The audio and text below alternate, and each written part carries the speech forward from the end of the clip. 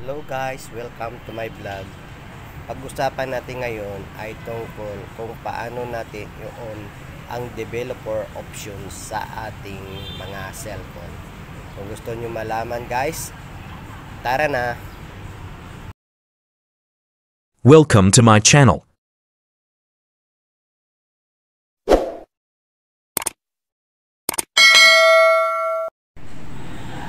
Una guys, sa ating cellphone, hanapin natin ang setting.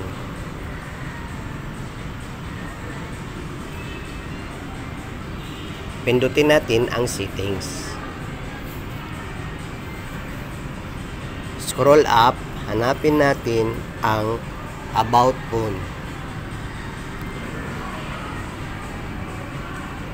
Andito sa ating device guys, sa about phone, nakikita natin dito ang baseband and kernel version.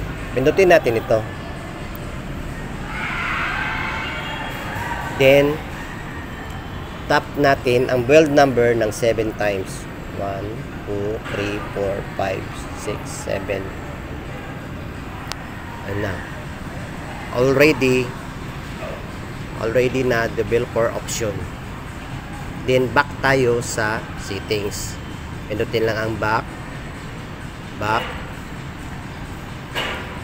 Hanapin natin ngayon yung additional settings. Ito yun guys. Pindutin natin yan.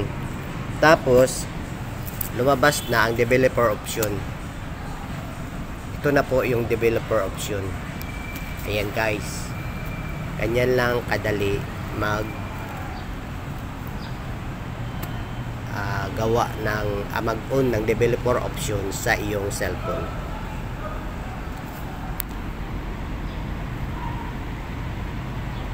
Guys, kung nagustuhan nyo ang tutorial ko, please like, share, comment, and subscribe my YouTube channel.